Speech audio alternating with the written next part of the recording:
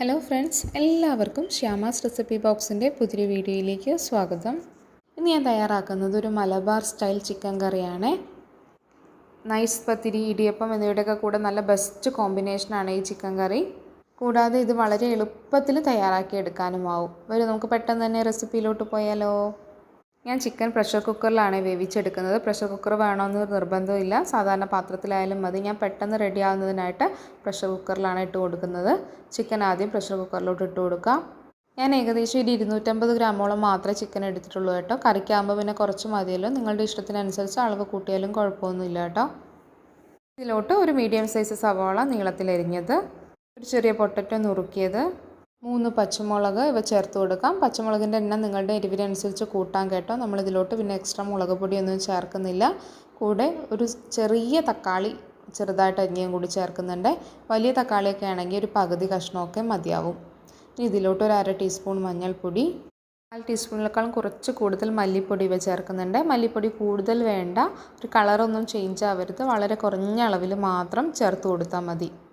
ഇനി ഒരു 1/2 ടീസ്പൂൺ ഉപ്പും കൂടി ചേർത്ത് ആവശ്യത്തിന് വെള്ളം കൂടി ഒഴിച്ച് നമുക്ക് സ്റ്റൗവിൽ വെച്ച് കത്തിക്കാം. ഞാനിത് 2 വിസിൽ വരുന്നത് വരെ കുക്ക് ചെയ്തിട്ടുണ്ടായിരുന്നേ. ചിക്കൻ റെഡി ആയിട്ട് വരുന്ന സമയം കൊണ്ട് നമുക്ക് ഇതിലോട്ടുള്ള തേങ്ങ ഒന്ന് വറുത്തെടുക്കണം. അതിനായിട്ട് ഒരു 1.5 ടീസ്പൂണോളം വെളിച്ചെണ്ണ ഒഴിച്ചു കൊടുത്തിട്ടുണ്ട്. ഇതിലോട്ട് നമുക്ക് ചിരകിയ തേങ്ങ ഇട്ട് കൊടുക്കാം. ഒരു മുറി തേങ്ങ ചിരകിയതാണ് ഇത്. ഇതിനോട് കൂടെ ഒരു 3 ചെറിയ ഉള്ളി, 4-5 അല്ലി വെളുത്തുള്ളി, ഒരു ഏലക്കയും വളരെ ചെറിയൊരു കഷ്ണം പട്ടയും കൂടി ചേർക്കുന്നുണ്ട്. കൂടെ ഒരു തണ്ട് കറിവേപ്പില, 1/2 ടീസ്പൂൺ പെരുംജീരകം, ഇത്രയും ചേർത്ത് കൊടുത്ത ശേഷം മീഡിയം ടു ലോ ഫ്ലെയിമിലിട്ടിട്ട് വറുത്തെടുക്കാം. നല്ല രീതിയിൽ മൊരിഞ്ഞ് ഇതിൻ്റെ കളറ് ചേഞ്ച് ആവുന്നത് വരെ വറുക്കരുത് കേട്ടോ. ഇതിൻ്റെ വൈറ്റ് കളറിൽ തന്നെ ഓഫ് ചെയ്യണം. അതാണ് ലോ ടു മീഡിയം ഫ്ലെയിമിൽ മാത്രം വെച്ച് കൊടുത്താൽ മതി, കളറ് ചേഞ്ച് ആവരുത്. കുറഞ്ഞ തീയിൽ ഒരു 6-7 മിനിറ്റ് ഇങ്ങനെ ഇളക്കി എടുക്കുമ്പോൾ തന്നെ ഇത് പാകത്തിനായിട്ട് വരും. ഇനിയും ഇളക്കിയ കളറ് മാറും എന്നുള്ളൊരവസ്ഥ ഉണ്ടല്ലോ, ആ ഒരു ലെവലിൽ വരുമ്പോൾ നമുക്ക് ഫ്ലെയിം ഓഫ് ചെയ്യാം. എന്നിട്ട് അതിന് ശേഷം മറ്റൊരു പാത്രത്തിലോട്ട് ചൂടാറാൻ വേണ്ടിയിട്ട് മാറ്റി വെക്കണം. ഈ പാത്രത്തിൽ തന്നെ വെച്ച് കഴിഞ്ഞാൽ ഇത് കരിഞ്ഞു പോവേ. എന്നിട്ട് ഇതൊന്ന് ചൂടാറിയ ശേഷം മിക്സിയുടെ ജാറിലിട്ട് നല്ല ഫൈനായിട്ട് അരച്ചെടുക്കണേ.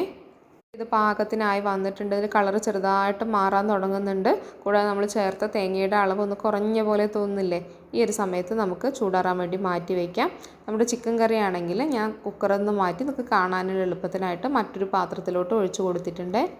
തിളച്ച് വരുമ്പോൾ നമ്മൾ നേരത്തെ അരച്ച് വെച്ച അരപ്പ് ഇതിലോട്ട് ഒഴിച്ചു കൊടുക്കാം. നിങ്ങൾക്ക് എത്ര ഗ്രേവി വേണമോ അതിനനുസരിച്ച് വെള്ളം കൂടി ഒഴിച്ചു കൊടുക്കാവുന്നതാണ്. ഈ നന്നായിട്ടൊന്ന് ഇളക്കി തിള വന്ന് തുടങ്ങുമ്പോൾ നമുക്ക് ഫ്ലെയിം ഓഫ് ചെയ്യാം. അതിന് മുന്നേ ഉപ്പൊക്കെ ഒന്ന് ചെക്ക് ചെയ്ത് നോക്കി കറക്റ്റാണോ നോക്കാവുന്നതാണ്. ആവശ്യമെങ്കിൽ ഉപ്പ് ചേർത്ത് കൊടുക്കാം. ഇതിൽ നമ്മൾ എരിവിനായിട്ട് പച്ചമുളക് മാത്രമേ ചേർത്തിട്ടുള്ളൂ കേട്ടോ. അതുകൊണ്ടാണ് പച്ചമുളക് ചേർത്തപ്പോൾ നിങ്ങളുടെ എരിവിനനുസരിച്ച് ചേർക്കാൻ പറഞ്ഞത്. നിങ്ങൾക്ക് കുറവാണ് എരിവെന്ന് തോന്നുകയാണെങ്കിൽ അല്പം കുരുമുളക് പൊടി ചേർത്തിട്ട് അഡ്ജസ്റ്റ് ചെയ്യാം. തിള വന്ന് തുടങ്ങിയപ്പോൾ ഞാൻ സ്റ്റൗ ഓഫ് ചെയ്തിട്ടുണ്ട്. ഇത് നമുക്ക് തൊട്ടപ്പുറത്തോട്ട് മാറ്റി വെച്ച് ഇനി ഇതിലോട്ടൊന്ന് താളിച്ചൊഴിക്കണം.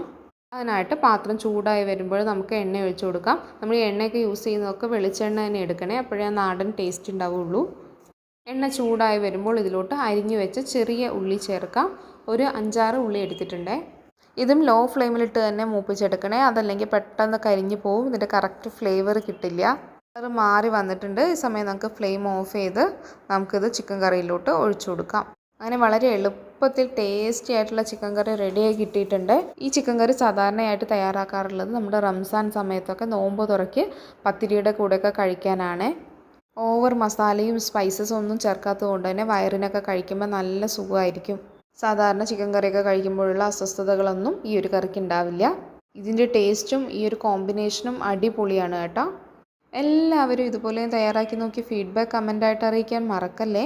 കൂടാതെ റെസിപ്പി ഇഷ്ടപ്പെട്ടാൽ ലൈക്ക് ചെയ്യാനും ഫ്രണ്ട്സിനും റിലേറ്റീവ്സിനൊക്കെ ഷെയർ ചെയ്ത് കൊടുക്കാനും മറക്കല്ലേ.